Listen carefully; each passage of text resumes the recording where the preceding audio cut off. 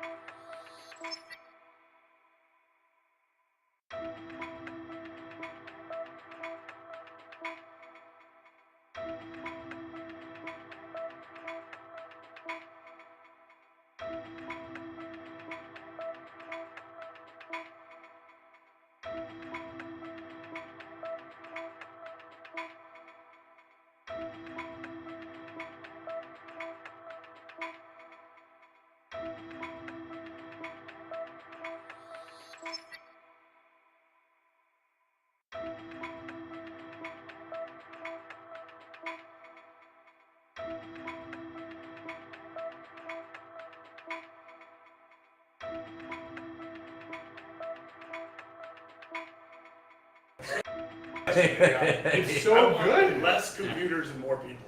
By the way, we're already rolling here.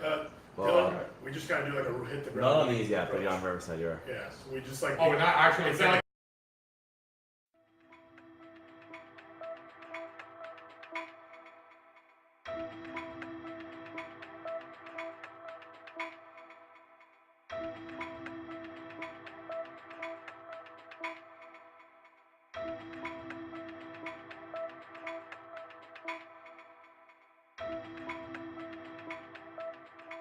Jim, we're actually talking about this. Like, I actually think AI is like gonna be. It's gonna fucking infect everything, to be honest, right? But like right now, what it's doing is it's just a big mirror, right? It's a big mirror, and like, for example, if we were talking about DM setting, if somebody has a DM setting process or a skill, it's just going to copy what that person does, and if that person sucks, the AI is going to suck equally as much. Right, but imagine AI copying your skill. Wouldn't that be a godsend? If you could literally DM set like you, or if I can have an AI like learn my shit, DM set like me, that would be incredible. Yeah, I think so. There's something actually, I don't know if you've gone through my course, but basically I talk about, you ever heard of the uncanny valley? The uncanny valley? Do you know what that is? It's a psychological effect. All right, so there's fucking like what's that one movie? It's literally called AI, artificial intelligence, and there's like a kid who's like a little robot, and he resembles a human too much. He looks too much like a human, but he's not. It's kind of like you see this with like maybe some girls, like a little too much fake plastic surgery, a little too much tan and stuff, and you're kind of like, is that a person? And it's just this close to being a human, but it's not, and people feel it, and they don't know why they feel weird. It's because it's that's kind of like the Turing test. What is it? The Turing test, where it's like if you can convince a person that an AI is real, then it's like now it's like technically passable. Like there's some movie. They can't tell it's a robot. They think it's a person. Yeah. I'm going even deeper with it. I'm saying it's like a subconscious feeling you get, right? You don't know why you feel weird, right? And you're like, you could actually believe it's a human being. You can actually believe, okay, that's a human being talking to me on the other side. Like you ever see the videos or the pictures that look hyper realistic, but it's actually AI art, and then it's weird, and it's like passable for real.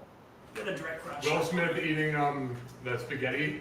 Yes. Like, yeah. It's like, what is happening? I feel like I'm on an acid trip. This is nutty.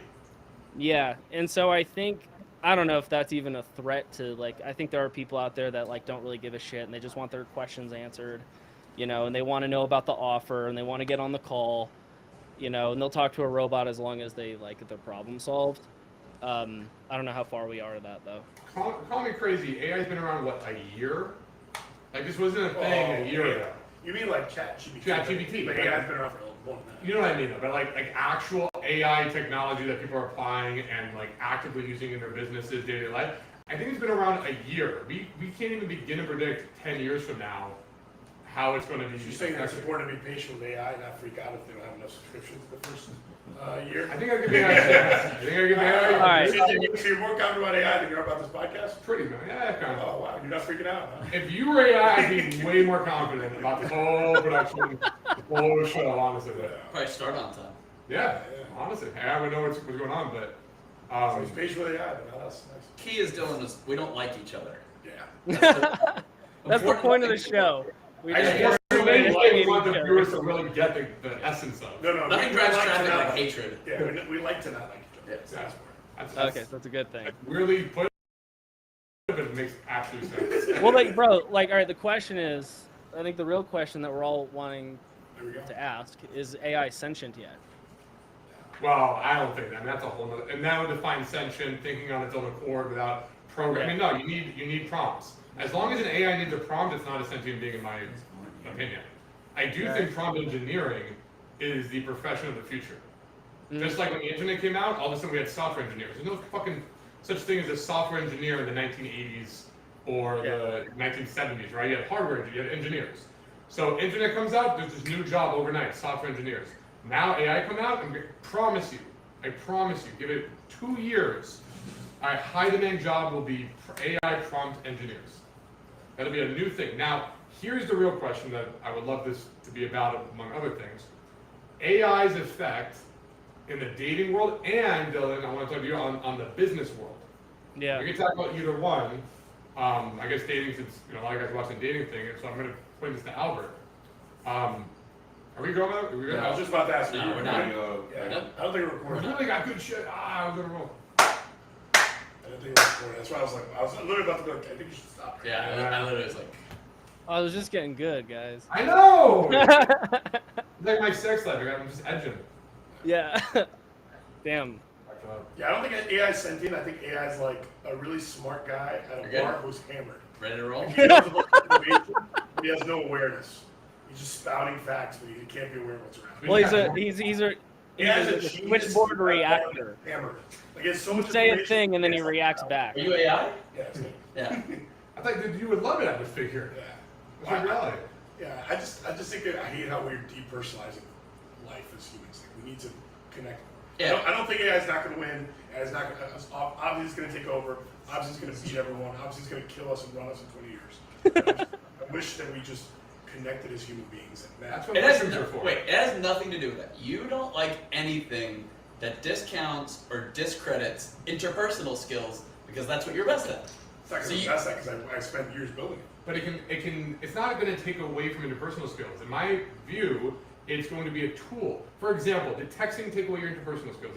That's a new skill set to master. Yeah, but I'm still creating the content. Right. So texting, he's not afraid of texting, but what he doesn't like is like the online dating swiping because it exposes less talented guys to be able to get better looking girls. I want to tell you what Albert just said. Though. Hold on. Are He we said- recording real quick or not? Yeah. Oh, okay, okay. I want to tell you what Albert just said here real quick, right? Is you don't like it coming up with the idea. You want to come up with the ideas because that gives you a competitive edge over other guys out there dating women. Dylan, I'm assuming the same thing with DM setting, right? You spend so much time developing your skill set at being good at DM setting and prospects. You don't want some AI tool coming out that's as good as everybody else and is like the number one thing, and now you got to compete against a machine, right? All right. Correct? Is that like that's like a key concern, I would imagine. Yeah, I think I kind of agree with both of you guys. Like, I don't want it to replace, because we gotta be like, let's look at the reality. Like, yeah, I think technology has really torn apart people's social skills, because like we don't really have to use it. If you don't use it, you lose it, right? But also, in texting specifically, there is a level of creativity that you have to have. Let's say you're writing content and you're texting, you're trying to come up with different lines and things that are witty. Well, the way that you come up with ideas is you read. So if people didn't read books and like there wasn't ideas already out there, they wouldn't have anything to digest and to come up with their own stuff. So to a degree, AI, if you go on like ChatGPT and you say, hey, come up with a bunch of openers, it'll come up with like 50 openers, but maybe you take one or two, or maybe you kind of like give it your own spin. So it's giving you kind of some ammunition and some fuel to help you become a little bit more creative in your approach to talking to people. All right, but here's my thing, dude. You're how old, Dylan? I'm 29. So there's a phenomenon that I notice happening now that never happened. I call them screensaver faces. There's a legion of hot young girls out there that have this neutral, checked out, vacant look on their faces at all times because they don't know how to interact with people. Right. And that never existed. When I was growing up, and I was like the old man, 39, the hottest girls and the most attractive people were usually the most social because everyone wanted to talk to them, they interacted. You have all these like dumb hot girls that are just like, and then you like try to have a conversation with them and they're checked out. And I see it like in close proximity to me with like people that, attend some of my social events, and I'm just like, you're a hot girl. Like, I'm like, hey, go talk to this guy. Like, let me introduce you. And then she's just like a mannequin. And I'm like, oh, that's because she's used to like receiving DMs and texting and like all, like we have lost we're losing the muscle of socializing. That's why I'm scared of technology. Does that make sense? Right. You know what I'm saying? I think what it's going to create, it's going to create a lot of opportunities for people to get scammed. Like, this is going to be the new catfishing. People are going to get like personality catfished, and they're gonna get business catfished because they're gonna have people coming from this like expert frame with business and giving business advice that don't know dick. And then it's gonna have people, like Dylan mentioned, like texting based on AI suggestions, and then they're gonna get in person and not know how to fucking say anything. So this is gonna be the new thing. People are gonna get like personality or business catfish. Yeah, I agree. I think there's going to be that personality catfish thing. But like any new technology, there's going to be scam elements, right? The internet came out, all of a sudden, everyone's a prince in Nigeria. Everybody knows these emails, right? So here's my point on all this. For business or for dating, AI is here. It's going to only get better and better. It's going to get more widespread. It's going to get more used. I think we all agree on that, right?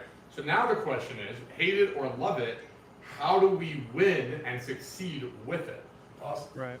I kept trying to, somebody's phone here, I tried to put it on silent, but it's still making that ping. Is it mine? No, I think this is Jared's. I tried to put it on silent, but it's still ping. Someone. Whose phone is this? Jim? Your phone?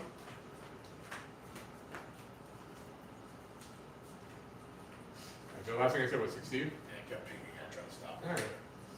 Alright, so love or hate it, like we have to learn how to succeed with it. So that's where I think the skill that we're all forgetting is AI doesn't, it's not sentient. It's not the Terminator. It's not the AI child, okay? It's not just coming up with shit. No. Which means prompt is the new skill. Just like text message game, you're gonna have prompt game. Because if you do what Dylan just said, right? Like ChatGPT, give me 50 openers, they are garbage.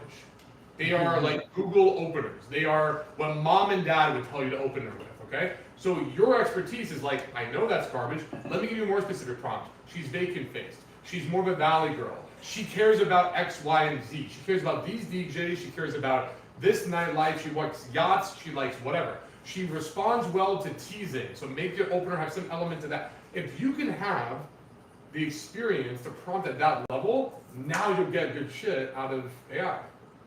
From a dating perspective, though, it's just gonna allow people to be even more engrossed in that like swipe culture, where people are gonna like hire VAs, and a VA is gonna sit there and insert all of the stuff from a girl's profile and come up with answers, and you're gonna be like VA dating, and you're gonna have like. I think you're doing AI dating. I think. Oh, that's what I'm saying, but the not CEO of directly. Bumble. The CEO of Bumble was literally. I don't know if you heard this. The CEO of Bumble It's terrible. said the future of dating is having AI avatars that date each other, and then never report back on which avatar is best for you, and then you can talk to that girl and meet her.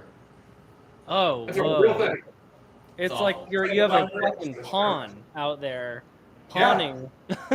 So your pawn is meeting the girl's pawns, It's awful. and they're just rattling, going through a million different AIs, whatever, at lightning speed and quickly going. I mean, okay, So here- my You generation remember has- that uneasy, sick feeling you mentioned? Yeah, I got it right now. For our generation, that's like if you had my Tamagotchi meet your Tamagotchi. yeah, you guys can tell me got you love. Oh, that's. Look, I look at it as simple. I mean, because look how scary it is. All it is you're gonna log onto your app and go, these 5 girls are perfect for you and they're in your area. These 5 girls are southern and they're blonde and they're tall and they look like birds and they like dad humor. Your AI really goes well with it. So meet these 5. Like, that's what it is. That's what they're saying. But they already have that. Like, you can already do that with dating apps, and you can already do that with like all like the Match.com and eCarmony stuff like that. So this is just taking the human element out of it. This is like my profile. Too little human element. That's what I'm saying. It's like, oh my god, my profile's having sex with your profile right now, and you're just eating popcorn. It's like, I don't care how smart AI gets, it'll never tell me if a girl smells bad. Like, we need, you know what I'm saying? I need emotions. I gotta be my sweat on your sweat, my drink spilling into your drink. I'm with You know what I'm saying? I feel like that's a 3rd date request. You just made it sweaty. It's like, I sweat on your sweat. I'm like, I don't know if we're gonna do it. Speaking of sweat, so let's get this clear, Dylan. You see these profiles and you help people jump into DMs. How does that work? What kind of traction? Yeah, what's the whole process What is this behind it? breakdown? Because I'm clueless about this shit. Right. So it really depends on who I'm helping, right? So, Jared, you already have leads, right? And we've got leads coming in. There's like one archetype who is like, we got leads flying in. There's people, sees you as the expert. I need help. I can't find a girl. I need some help, right? Then there's like your solopreneur just starting out. They are trying to figure out how to get clients, how to get organic. Not to make this like super business jumbo, but basically what happens is you hit a point where your efficiency is low. So you basically have to go out into the. I basically use like a dating reference. It's like if you go and cold approach somebody in an alleyway, what are the chances of that person being like, you know what, I'm gonna go home with this guy?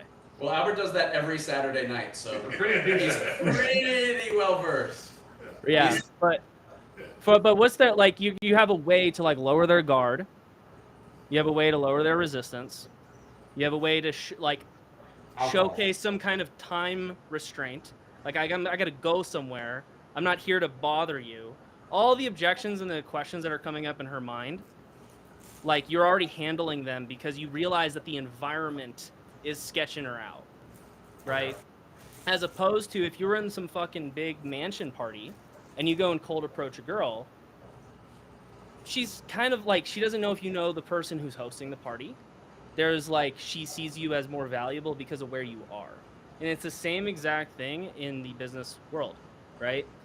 The coaches, online business owner space, everyone's kind of being bombarded with messages. Now, if you meet somebody in the cold requests section of Facebook Messenger and they look like they're from Nigeria and like it's like a big long paragraph, that's the equivalent of some creepy guy walking up to you in alleyway, right? And so basically what I'm teaching is like the same exact principles that you guys know in this world of like go and find a client when you don't have any traffic sources. So how did you get this skill set up? Because I'm going to tell you from experience, I'm so glad I learned cold approach and got the skill of women, because when I got into the business world, Jared knowing nothing, I had no money. You guys knew me when I was broke as shit. I had nothing to my name. A bum on the street was worth more than me, right? The way I started Modern Flirting back then, now Modern Success, was exactly this skill building. I would slide into DMs, and I'm like, this is like cold approach. I got to message a random person. I have no value. I am that guy in the alleyway, and I got to convert it into let's hop on a call, let's talk. But this is how I started, and I only used Facebook. I was just the king of 2019. It was just all Facebook all the time, right? So I built up that skill, and what I quickly realized is why I was able to turn into six figures very quickly was because everyone else sucked at it. Everybody, their mother was like, hey, let's connect. Hey, here's one paragraph. How would you like some more whatever the hell? Right? Pitching me off the bat, I'm like, you suck, you suck, you suck, you suck. There are only two guys in the last 5 years that I've seen actually decent at this at my level. And that is one was this guy Nemo, who's over in Europe, and now Dylan. So I don't know how you got. He literally, I think you described yourself, the DM king. You call it even flirting, right? You got to flirt with your prospect. You got to build that relationship. No one else teaches this. How did you uncover this? Because I at least have my name on it. How did you discover this? Yeah, so just doing it, right? So I actually tried to start a business on my own, right? I basically, but in the education space, like, I was sold like a bill of goods. Like, you can just fucking say you have a product, here's your course, and then everyone buys your shit. And I realized that this is a game of skills. Like, I got hit in the face, right? And now I was doing six figures and shit. Like, but I'm not, like, it's like client to client. You know what I mean? It's not really like, I'm not building a sustainable process. So I actually worked under multiple entrepreneurs, and I was actually able to just go into their Facebook groups and I just DM'd tens of thousands of people, and we just frickin' worked them like as if we were working a party, right? We did it in person, we did groups, I got them on calls, and I just went through calls and just reviewing my calls. I'm learning NLP, I'm learning this shit, and I'm realizing that I think the big skill that a lot of people are missing, it isn't really a sales skills. It's either they're too good at sales, but they're lacking social skills, Right. or they're too good at social skills and they don't know how to lead, and then they don't have the sales skills, right? And there was a blend, there was like this merging in the middle, and I realized, I'm like, that's the fucking one thing that these entrepreneurs need just to get past that like one level, right? And game. just cold approach, being in clubs, rooftop parties, learning from, out in Tampa. I did all the same shit, I think to be good at sales like that, Dylan, What's you that? have to have an element of natural or, learned charisma. It literally is gaming people. And not gaming to manipulate, it's gaming to charm and to win over, right, and to connect with. Yeah. I think, right? So I think it's like, for other businesses that I do a lot. I don't do direct sales, but I create a personal bond with people where when I do say, hey, here, come to my thing, they want to come. And it's not because I'm not leading with, hey, do this, do that, the other. You're doubling down on the personal connection and the vibe and the rapport. Would you agree that that's kind of part of the secret sauce? Yeah, so it's the nonverbal social shit that's really freaking hard to teach unless you have a lot of reps, right? And a lot of I would even go as far as saying and I know some really good sales guys. I may be here and they're freaking, that's all they do, it's all they think about, right? There's a level of the social calibration that broke, their their governor broke, and so they can push past this awkward, really tough to most people would back out, and they can just keep going, and they have that, and I admire that. But I think in the bars and clubs, there's it's a sensitivity. You can feel, okay, she's a little you need to back off a little bit. There's way more push and pull, I've noticed. And I think the DMs is where a lot of people they just go, I don't know, their social skills go out the window because they think because now there's a screen in front of them. The online effect. People are going to be way more bravado in comments. Keyboard warriors. Keyboard warrior. But here's something I'm going to break your heart on this. I'm going to break Albert's heart on something.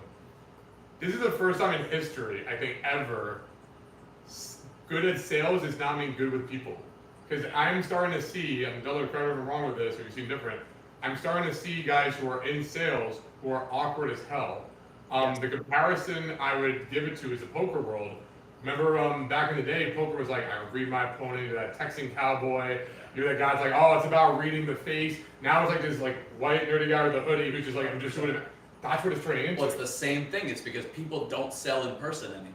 No one sells in person. Right. Very, very rare. Everything major sells are phone. You used to have to have swagger and be suave and Well, even the term itself is negative. If you're oh, that came across as salesy, that's not good, right? Exactly. The idea of salesy is a negative connotation, whereas that came off organic or non-pushy or I like that guy who's cool. Those things now I think that's the best way to be good at sales is don't sell. It's almost I don't want to sell you. No, the best good example. I used to deal with this. I used to play a lot of poker in casinos. The best person I ever saw at their job in a casino was a waitress.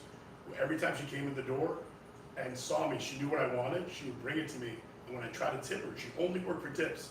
She would refuse to take my tips. So I'd be oh, here's money. She's like, no, Albert, I'm not taking money from you. So she was so good at her job. She led with value, refused money, and then what always happened? She knew I was going to be there for a long time. So at the end of my session, I would always over tip her. So as opposed to giving her $1 or $2 or $3 drink, she got way more than I would have because she goes, no, I don't want your money. I just want you to have the value and feel good. And I was and she wasn't a hot, attractive girl. She was just so good at her job and understood the long game that you always win. And I think that's another problem with sales is they're very short-sighted. They're act now, got to get it now, results oriented. What's the data? The last week, sales are down. I'm sad. It's big picture, long game, win them through, the whole thing. And I think that's the more, to me, sophisticated way to sell. Well, that's exactly the way that Jarrett describes doing social circle stuff. 100%. It's literally exactly the same of befriend these people, show them you're a cool guy, show them you have access to these cool places, you're hosting good events, and then oh, by the way, I'm also a dating option. Yeah, down the road, build, and then capitalize. It's don't lead with sales and don't lead with direct sexual stuff. Yes. I mean, it's just a mental book because you're expecting it. Right. The girl's expecting you. The guy come over. Oh, I know what he wants, and you're just I want nothing. I'm here to give. But you'll never see a car salesman being I'm not sure this is the vehicle for you. Right. Yeah. Exactly. So what's the balance for DM setting in the business world? How does somebody start DMing, maybe a girl, I don't know, maybe it works with sliding to a girl's Instagram, right? But whether it's a girl's Instagram or a prospect, what's the best way to start messaging and talking to guys without coming across salesy? I always say like my best intro message is like, hey, good to meet you. Like if I'm gonna go meet somebody, like what would I say in person that isn't weird? And like what would actually like open up a conversation? It's like, oh hey, I saw you added me. Right. Good to meet you. What's up? That makes sense. So Yeah. treat the interaction the same. That actually, I Right. like that. And then also, and this is where my like hang up with AI and automation is. Like I don't use any automations. Like I go in raw.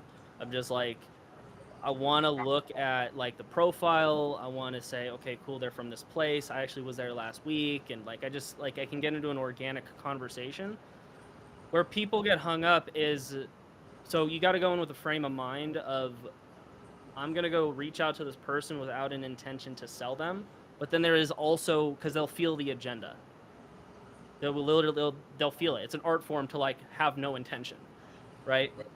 But then you also have to realize and you have to trust that organically they might just offer up that they have a problem, and a lot of times they do because you just brought their guard down. You just have to believe that everyone's walking around with big ass problems all day. Everyone's walking around and they're a big fucking disaster. That's everybody.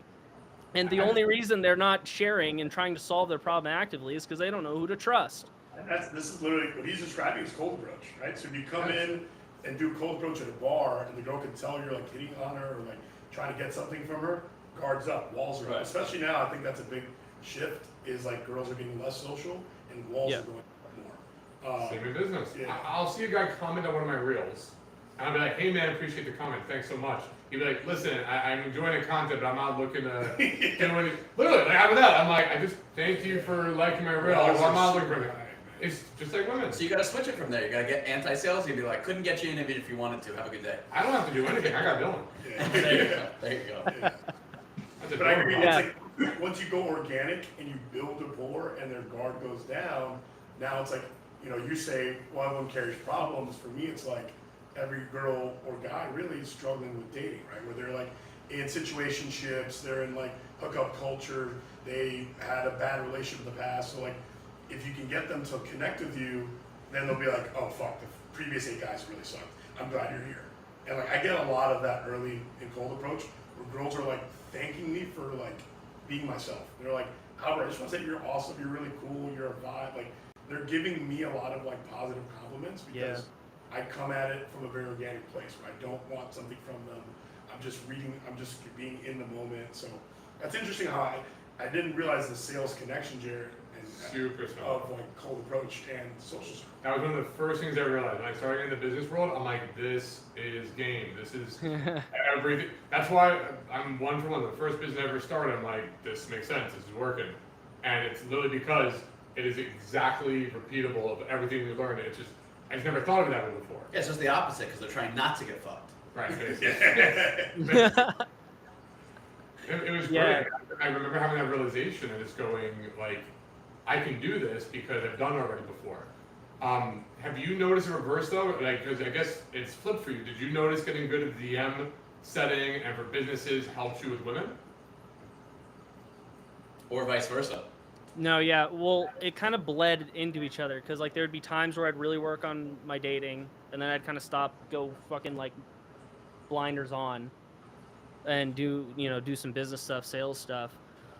I actually noticed it didn't help me, because when you're on sales calls back to back, you're in like question mode, and you're in like I understand, and like there's more covertness in the dating world, where it's kind of like teasy and like fun and like we're not really going anywhere. It's more of a dance. I call it like the like moving back and forth from the yin and the yang, right? Like you're going in the feminine when you're like going out and you're being flirty and fun, but like you get real like when you're on like sales calls, you start like getting into this masculine like shut up, let's go, like you're being a bitch, like let's get, you know what I'm saying, like, and then there's a lot of like leadership. They like that, but it's kind of like what did we back in the day? It was called sarging, Yes. right? You just go in and you're like dominant, fucking angry. You know, you're creeping them out. They're fucking running up to him like, "Hey!" and then you scare them away. And so I actually noticed that, like, from a vibe standpoint, it would actually affect my vibe. And then I noticed myself like doing some like questions and hypnotic suggestion and shit, you know. And I'm like, okay, I need to like relax. This is getting creepy. Oh, damn, what So, should they do yeah. from? That sounds What's like that? speed seduction shit. What did you read something on this? The hypnotic questions? Dude, I've read so much, I don't even remember where I found it from. Who was it? There is like hypnosis stuff that you can do in like the bedroom. I don't know if you've Yeah, I mean- done any of that. I think that's a problem with a lot of that stuff. Like hypnosis can be really NLP, hypnosis, whatever you want to call it. Even Yeah. questions can be very powerful later. It's very weird early on, but like in the connection rung, like or in the bedroom or something like that. But it won't work. It You won't gotta- work early on because they're not open. Correct. That's how the way the mind is. There can't be a block. But when they open up, a lot of that stuff can work. And it's all it is a suggestion, and you're just poking on something that's already there, right? They already want it. It was the girl that's already chosen she's attracted to you, so now it's just adding gasoline to the fire, but it doesn't create the fire. Mhm. That's when you get the weird people trying to be like, you want this and you feel a certain way. It's like, all right, fucking weirdo. I don't know what the hell you're talking about. It's crazy. Both worlds, like sales and like pickup, and that's the spectrum of like effective to what the fuck is that? That's really weird and creepy is like so huge. Like when you see cringy sales, it's the same thing as seeing cringy fucking pickup guys. They're just like, what is this guy doing? Like, why is he a regular person right now? What is he trying to do? But like, wouldn't it be better? Like, it's better for them to at least go out and like test the what do you call it, the Overton window of what's acceptable socially. Let them make a bunch of mistakes, and then they'll like land on like that perfect sweet spot because they're pushing into this like boundary that they weren't. Like, I was getting mentored on my sales calls, and like I was like, I don't want to like piss anyone off, like all this stuff, and he's like, go in and just purposely say shit that pisses them off, like just say like mean stuff. And I did, and I realized I can get away with it. And I was like, oh, they actually wanted to hear that. I'm like, okay, there's like little like flip, like there's gotta be like a switch in your mind, and then you start to internalize it, and that's how you just start to behave. And now you're like, okay, I can behave that way. Yeah, and I think an important thing is not to like negatively overreact to like certain bad interactions. Like what's good for the majority is kind of what you want to go after. Just because you have a bad reaction to something doesn't mean that you need to be results oriented. Like Albert mentions on his calls with the students all the time, is like just because you have a bad interaction doesn't mean that you like played badly. Just sometimes you're gonna get a bad reaction. So if you're pushing those boundaries, just because you do it once and get a bad response doesn't necessarily mean that that's like the definitive marker. Right. Yeah. And like it's the same thing when I'm training teams. I'm like, actually it was on our team call today. I was like, all right, one bad day doesn't mean anything. We have a line graph, right? What I built, and we have this. That's naturally going to happen every single day, day to day. You're gonna have a good day and a bad day, good day and a bad day. But then you have something called a trend line. I wish we had this for dating. If an AI could build anything, it's this. It's literally like conversion rates and like response rates and like close rate, and then there's like a trend line, but you see it goes slowly up and to the right, little by little by little. You do a little bit better because you're just slowly calibrating yourself better and better and better. We have something like that in the program. We have the attraction ladder guide. So basically there's 15 steps of the attraction ladder. If you plug in each one of your approaches, you say where in the attraction ladder did you mess up on each approach. So it's the opposite. You want to see a steady line down because obviously, like, of all the girls you approach, 80% should be open. Of that 80% should have a conversation with you. Of that 80% should allow you to be positioned. Of that 80%, and down and down and down we go, because obviously the further in you get, the less women you're interacting with. But then what happens is guys will plug it in, and it'll go down, down, down, shoot down, and then level out. I'm like, well, there's your sticking point. Right there, you've done 100 approaches. This is drastically dropping. We need to fix that or the step right before that. But we can actually track the data to see where you're messing up over a large quantity. I just had a marketing idea. Data-based dating. That's pretty bad. Database dating. Is there Nobody you does want? But you need. Data analytics. So you Or see pretty- data-driven dating. But we have to use AI somehow. Yeah, AI-based dating. Data-driven, I love that. You seem pretty savvy at this shit, Dylan, so I'm gonna put you in the hot seat here, brother. Let's talk turkey. How good do you think you are with this in terms of DMing? You gotta DM Sydney Sweeney or Margot Robbie or some fucking smoke show celeb. Okay, so how would I do it? Do you think you can hack this world using your skill set? What can we do? What kind of tail can we land here, brother? Let's talk turkey. All right, so I have a similar story of what I did. So I'm not gonna say. I can actually say the celebrity. He's not. He's like more micro celebrity, but in my eyes, I really admire this guy because I really like metal and teen angst, like rock star shit. You're on the right track here. All right, cool. Fuck, I'm literally forgetting his name. If you name the band, Lead singer of Attila. Franzek. Love Franz. Right, lives in Orlando, and I'm like, I live in St. Pete. I want to meet this guy. I want to party with him. If he's seeing this, dude, I still want to party with him. And I'm gonna give it Helix Storm. Hell yeah. I'm dating like a pretty rock star stripper type chick, tatted up, like face tats, like she's got the whole vibe. I'm like, he would love her, right? Maybe he won't, I don't know, but I'm like, he would love her. I'm like, all right. So I'm like, I was like experimenting a lot at the time, and I think that's another thing I've done that a lot of people in the DM setting world instead hadn't done is like I've just tested a lot of shit, right? I just like went out and tried stuff with like different social experiments online. In this one, basically I was like, he's not gonna reply to me. That's like, he's just too high up, and then you at some point you just have to change the who, right? So the plan was she DMs him, flirts him up, gets an invite to his house, but seeds that she like knows a guy who knows him, and there's got to be some kind of value. I don't remember what we did, but there's got to be some kind of value add. And then she like brings it back up after he commits to saying, yeah, let's come over, right? Now this never happened. Like I never really made it to his house, but we got the commitment from him. He said, yeah. I want to meet you. You should hang out with me and my girl. And there was all this stuff. And I was like, and then she ended up going a little bit crazy, and I ended up blocking her. So we never got to follow through. But that's as close as I got. I love the fact that you were like so outside the box. You're like, babe, we're gonna work this as a team. Yeah. This reminds me. There's a great Anthony Jeselnik has a great joke. He goes, Yeah. When I was in college, I asked my girlfriend to sleep with my professor so I can get an A in class. But he goes, but you know how chicks are. She forgot to mention me. That's a great Jeselnik joke. But that's creative and like Jared, like he's experimenting, right? He's like, how can I hack this from an outside the box? Let me come at it from a different perspective. He's gonna say AI girls or something. No. You know what it reminds me of? Give you a hint. It happened in 2010. The Super Bowl? Yeah. Super crashes. Yeah.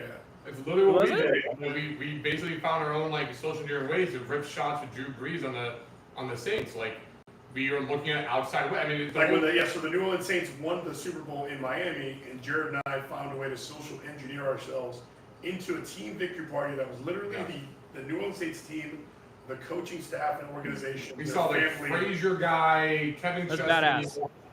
Badass. Whatever. But no, yes. We were literally holding the Vince Lombardi Super Bowl trophy hours after the Super Bowl. And we're just like three random. And by the way, this wasn't planned. So as we're watching the Super Bowl, this picture, we're there in our like shorts, eating wings, getting fucking hot sauce all over our face. You're like, you know, it'd be really cool if we party with these guys. Fast forward 4 hours later, we're there. Like that's just something most people can't comprehend or put together or think of. And then we did it again 10 years later. Not so much further. But that's where you become like a social strategist. Like you're fully planning, and like you have goals, and you're thinking about how do I like. Nobody has social goals. Nobody's thinking like, who do I want to be around? Where do I want to live? Everyone in the fucking world is like, I'm gonna focus on myself, bro. I'm gonna make a transformation. Tell me what the fuck you mean outside of make more money, which is all you're doing anyway. All you're doing is focusing on your career, focusing on your business, grinding away. tell me what the fuck you mean on focusing on yourself other than just grind more, do more of what you've always been doing. Like, Then you ask them, like, do you even like what you're doing? Right. I mean, but you will figure out what you like if you have, I don't know, a network. Your net worth is your network. If you had more opportunities, show me one successful entrepreneur, 100 million plus, who doesn't have a girl by his side. Yeah. I can't think. Show me one. Grant Cardone, Alex Hormozy, even Edith Richards, even Jeff Bezos was married there for when he got his fortune and whatnot. Like, everybody. Yeah, and it's funny that term you said, man. It's like social goals. Somebody has them. I think it's the opposite. Everyone has social like blockades or like fears. It's like I have trauma, I have anxiety, I have depression. Like everyone puts all these like fake chains and like weights on themselves, and no one's like, oh, let me just aspire to do these things that like I can and could definitely do. Like Jared and I said, like we're like, hey, why don't we like go into this party, and then we're like, okay, we know what our goal is. How can we get there? Right? People are just they're so like captured in their fears and their limiting beliefs, and it's like, dude, like. Get the fuck out of your own way. Like you only live one. The reason I ask you that is you seem like a cool dude who has some adventure to him. I'm like, you have all these skills. Now use it. Maybe you want to use it for more than just booking sales calls or closing, right? You want to do it for like meeting your fucking favorite rock star or like meeting your dream girl, right? Or like doing some. But nobody has a social goals. Nobody thinks like that. Yeah. Sorry. I think that people do have the social goals, but what you guys are able to do specifically is you're able to look at what the worst case scenario is and laugh at it. Like you guys are like, all right, we're gonna do all this stuff. We're gonna try to go crash the Super Bowl. And like, what's the worst case scenario? We spend an hour on this and we get asked to leave. No, the worst case scenario is you have a story. Even then, you're right. You're right. You're absolutely right. You have a cool story about how we got kicked out of the Saints Super Bowl party instead of you got in. It's still a good story. You still got a good story about how you got kicked out of the. Yeah, I got kicked out of the Chiefs one. But same thing, like. Guys who are DMing girls, like, what's the worst case scenario? It's like, oh, like she doesn't respond. Or guys who want to go up and talk to girls, like, what's the worst case scenario? It's like you get blown out. Well, I mean, look at the size of that problem, though. It's so small. Right. In comparison to the other problems that are out there. Right. Like the problem is giving into that fear for most guys and actually doing it and getting that rejection. The problem is they can no longer engage in their escapism reality. Meaning, they are spending their time getting high, playing video games, watching Netflix, watching anime. They are spending their time doing shit that's comfortable, it's easy, whatever the fuck, right? And then to say, well, go approach that pretty girl, go slide in those DMs, go make that sale, go take this shot, try to get in the Super Bowl. They have to have a stark realization, they can't escape anymore, that they suck. They know they do. There's no guy out there who can't get women who thinks I'm really good with women. He might have an ego, he might pretend, he might laugh about it in front. Oh yeah, of course I get girls. What are you talking about, man? Of course, right? But he knows he can't do it. But to have a guy know, but he's distracted with food and booze and drugs and video games and porn is a huge one now. So many guys have porn addiction, right? To have him face that reality head on. Go talk to that girl, get rejected, have her show you that you have no idea what you're doing. You cannot hide. Your ego is raw. You're a bear. You're vulnerable. That is their worst fear. Now they're like, shit, I have to admit that I'm not good. Yeah, and here, I fucking love that. And Jared, I think this is the way I think of what you're saying is everyone now, I think, they want low stakes fear for like high stakes results. What I mean by that is everyone wants to go on Bumble and or send a message to a girl, and then if it goes bad, they're in their escapist reality. I'm hiding in my room, I didn't get yelled at, and maybe I'll get that hot girl. Whereas when we came up, we were like, let's take on high pressure situations, and though exposing yourself alone to those things, so crashing a Super Bowl party, going up to a physical girl at a bar, when you do that so much, you become tougher and better and more resilient and less fearful.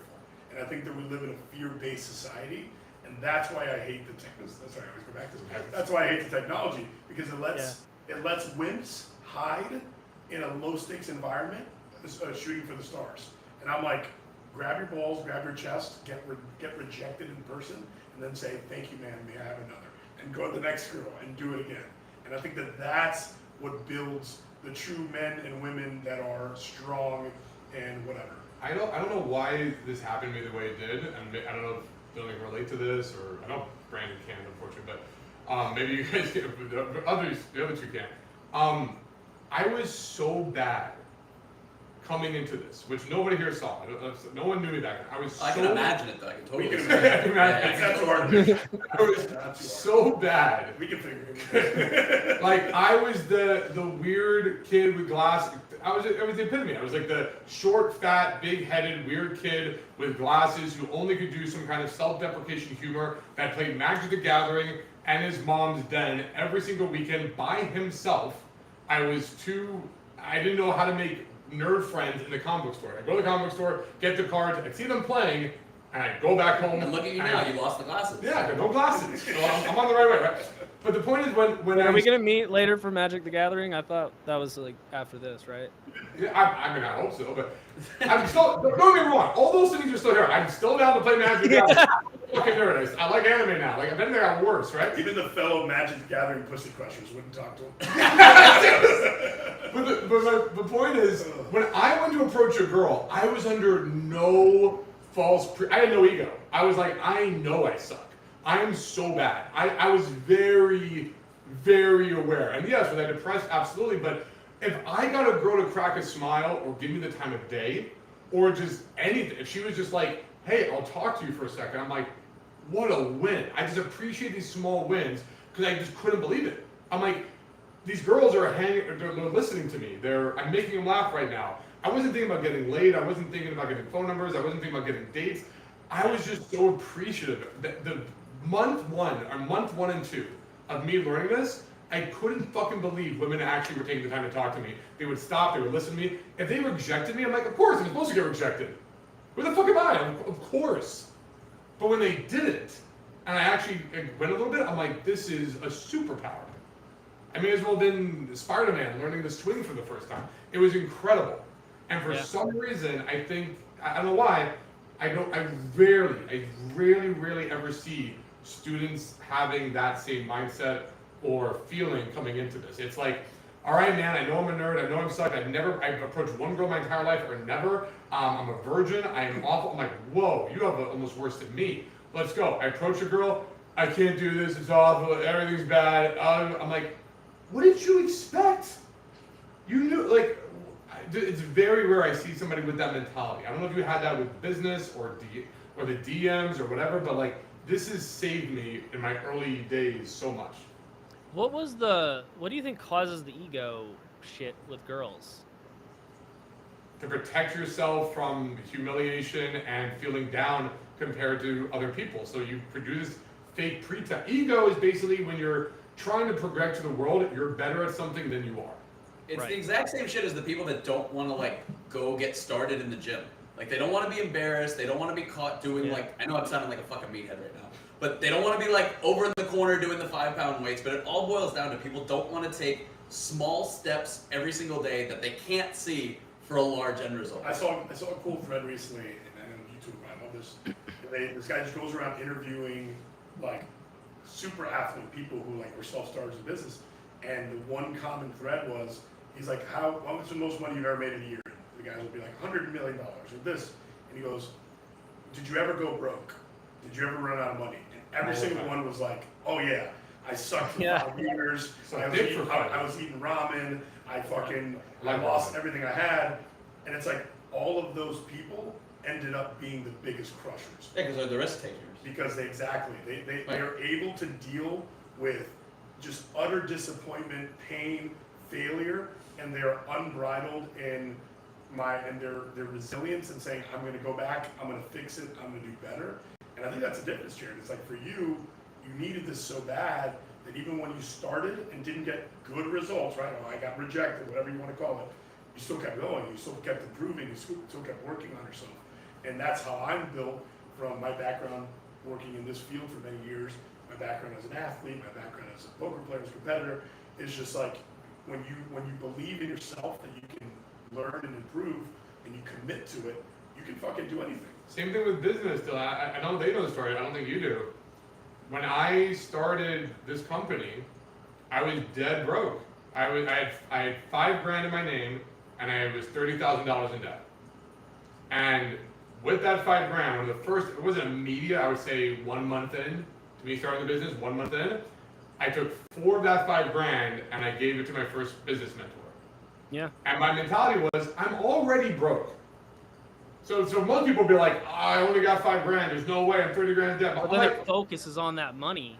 Right. Like I'm- hold I'm- on to They the grab 5. it as tight as they can. yeah, but my mentality is like, it's over. Like, What am I gonna go from fuck to super fuck? Yeah, so it was the same mentality Right. that with women. I'm like, I may as well just go all in. Like, fuck it. Fuck it. Because I need to get to the other side. If this is by chance of getting there, I gotta take it. Yeah, Right? well, if you're not having success with women, the worst thing that can happen to you is continue to not having success with women. Correct. Right. So if It's I not like you're gonna have super failure with women. You can't go from Exactly. zero to negative. Like, I knew I sucked, so if I Right. went to talk to a girl, Right. she's supposed to reject me. Right. I'm like, I get it. Right. She'd be like, get away from me, loser. I'm like, fair. Right. Makes sense.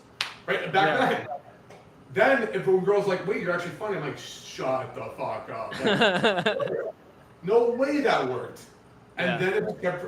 Eventually, what happened though, the ego actually came. So like 3 years in or something, once I was already starting becoming a coach and teaching others, that's what tested me.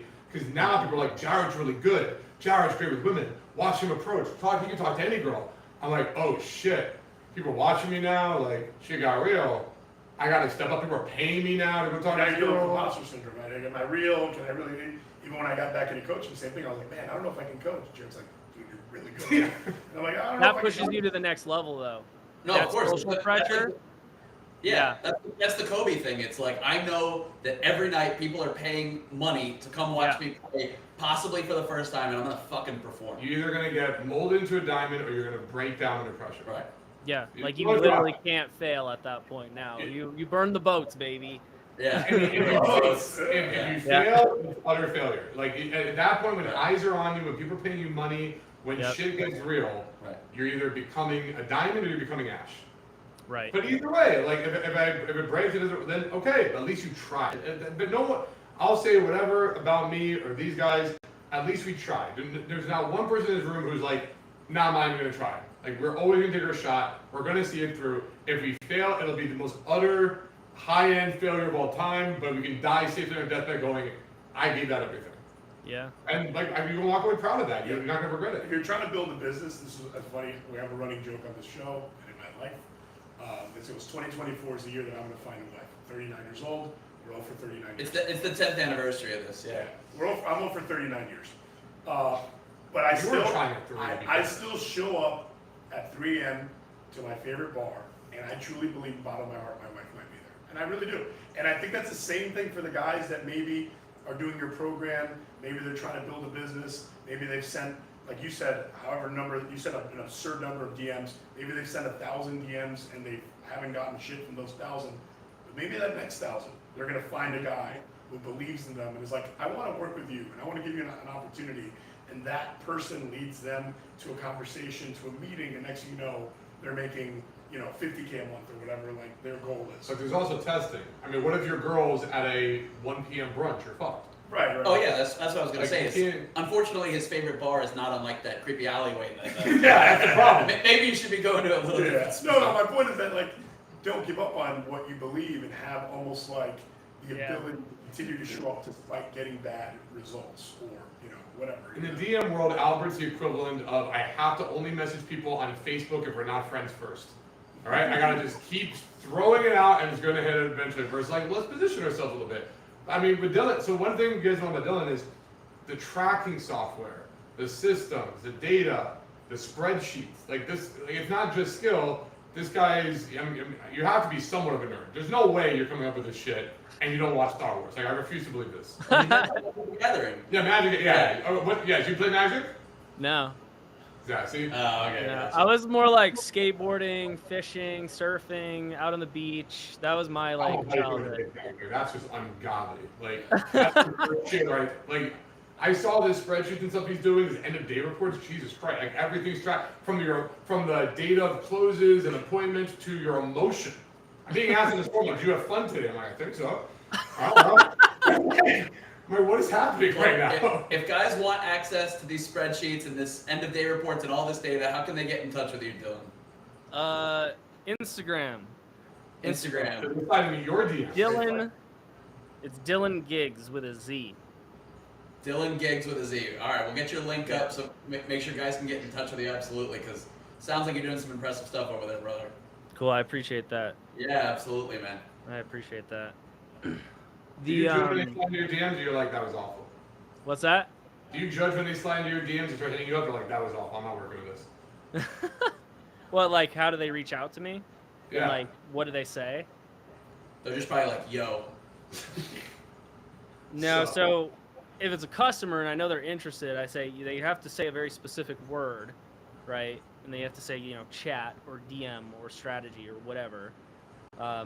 Then sometimes people try to like cold pitch me, and I actually reviewed I showed like basically everyone's gonna try to pitch you something online, right? But if they suck, that's an opportunity for me to flip them into a sale. So I started I built out some word tracks where if I just ask very specific questions, like, hey, I just saw one little thing I didn't really make a lot of sense to me. You mind if I ask you a question on that? And then you get your little hook, and then you open it up and you say, how many of these do you send? And then what's your conversions? Oh, you're not tracking? Oh, wow. And then you just flip it and then you take the frame. If it's cringy, I won't be like, you suck, you're the worst. I could be like, this guy needs help, flip. Yeah. I guess we're getting short on time then, so is there a word you want him to say, or for his guys, or no? What do you mean? How are we on time? I mean, it's up to you. Yeah, you're. Something that's on the screen. Yeah, you can always look at the screen. 57 57 minutes, 7 minutes. Okay, well, you're asking for, anyway, we can end that. Alright, sorry, go. Yeah, something I would do, which let's see what you think about this, since you're really good at this, is when I would send a DM to a girl, if I'm trying to cold DM, which I don't like doing, I would try to use an open loop at the top of the message, and then at the bottom of the message, Yes. might be do you want to come to this boat or whatever let's say I'm inviting you to an event. I'd be like, so there's good news and bad news, and then that's the first part, and the second part, what do you want first? Whatever, so I do you think that there's value in that? That's what I do. Okay. Yeah. Oh, sorry. Okay. Yeah, so something that's it looks like I'm about to say something that could oh, dude, was next thing, right? And it looks like I was about to say something, and they're like, what the fuck could he have said?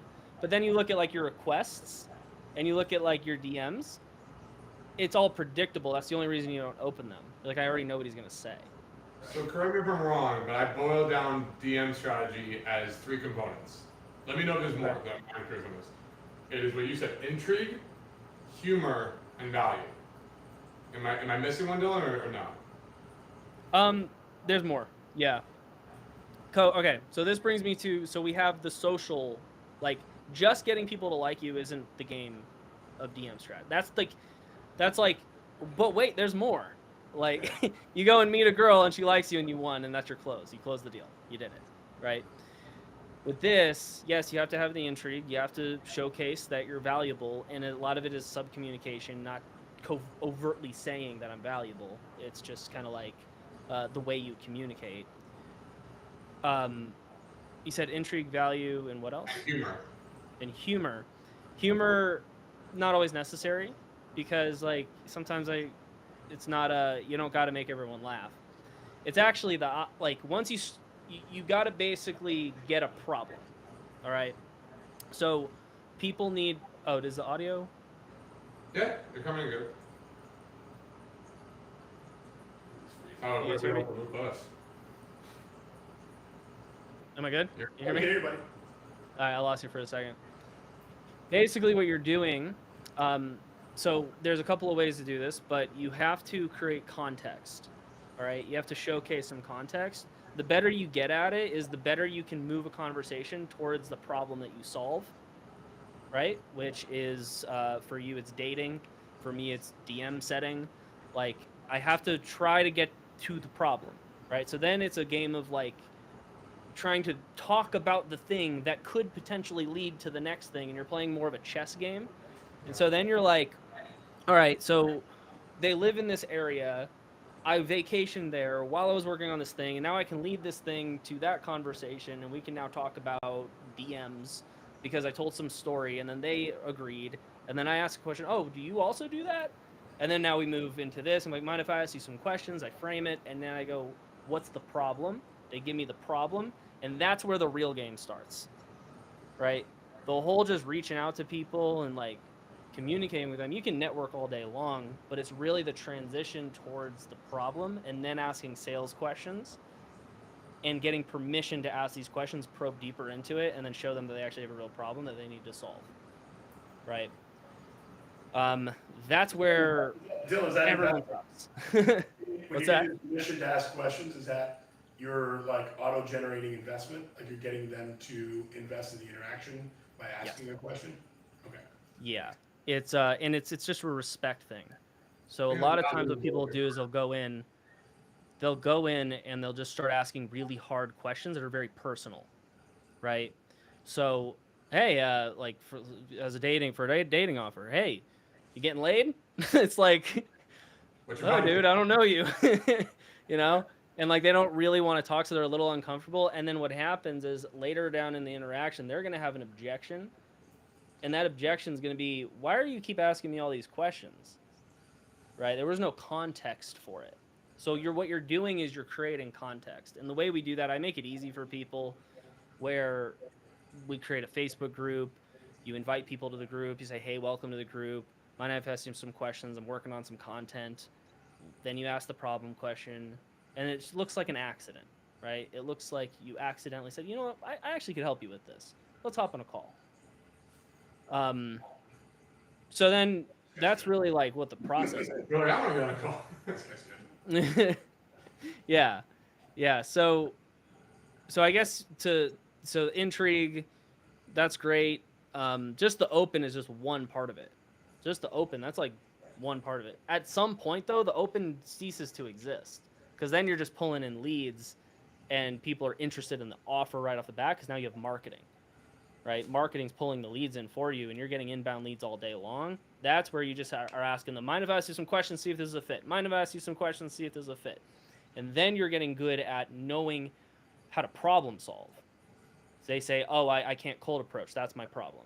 Got it. Well, tell me a little bit more about that. What are you experiencing with that? And then you're like a doctor, and that's like, you know, you're asking really good questions that get them to realize that they have an issue, which is what gets them to be like it's basically, instead of giving them a positive uplifting emotion, where in game and dating you're constantly pulling their emotions up and you're pulling them down and up and not down and up, and you're just like you're flamboyant with it. With this, you're tanking them, like you're pulling them into the depths of fucking hell and making them realize that that's a problem, because the only way they're going to change, right? Because like you said, they have ego, they are numbing it, they're medicating it.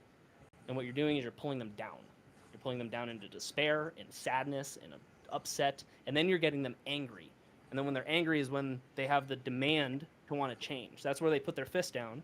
They put their foot down. And they realize, fuck, I need to change. I need to do something about this. And that's where they take action. That's where they take action. So that's a slight difference. It's more dense and emotional and upsetting. And it's not as fun and flowy as like, you know, going out and like giving positive emotions to a girl. Yeah, So this is in the how front Brandon- end, it's flowy. This is very similar to how Brandon and I feel about having Jared as the host of the show. We're like, we've identified the problem, we're at the pit of despair, how do we fix this? I'm angry. I'm not happy about it. Yeah. Isn't that so different though? Like that's how sales is done versus back like you think the car salesman like, hey man, nice to meet you. Like, oh, what's going on? Like no, it's like that's sales now. Yeah, that's Yeah. wild. The whole thing is I feel like I framing need a to gap. change. Yeah, you gotta exchange, man. I mean, if you want to exchange, Dylan's the guy to help. At least if you want to get more prospects and DM sets. So one more time, how can guys reach out to you and get you setting up their systems? And is there any requirements you have to make first, or you help guys at all levels, or what's? Yeah. So if they have a team, so like the team's got to be 2 or more if they want me to train the team. Okay, it can't just be like one person they just hired. Or if you're just trying to build a business, it's an online business. You're a coach, you're an agency, you have some sort of online presence. You do it online, right? What I can do is give you the link for the Facebook group. It's called the Chat Chat Selling Secrets for Entrepreneurs and Sales Pros. All right. That is chock full of value. It's got scripts and literally videos of me just doing it so they can just see me do it live. And then they can kind of mimic it and just kind of get the infield, as you guys would call it, right? So we got some infield of me doing it, blurring out the names and shit. Different techniques you can use, intro messages, just different strategies and stuff. It's really stuff you're not going to find online because it doesn't come from really the traditional sales world. It comes from real social stuff. So I picture this you like want the that scene chat in selling Wall secrets. Street where he's showing them how to sell Yeah, yeah. phones, and everyone's just like, "What's this guy doing?" That's what I picture Dylan doing. All right. That's awesome. He yells at my team every week. Do they need to be in the pit of despair to get started, or Preferably, yeah. preferably? Yeah. All right. So hopefully, Make sure you're in the pit of despair. You know, you're really like on the verge of going to hell. Like you're really feeling it. And ready to change. Right. Yeah. So if you're Yeah. ready to take action, you're in a pit of despair, you hate sliding in a DM, stop doing it because you shouldn't. Dylan should do it for you. Hit him up. He's incredibly good. Could not recommend him enough.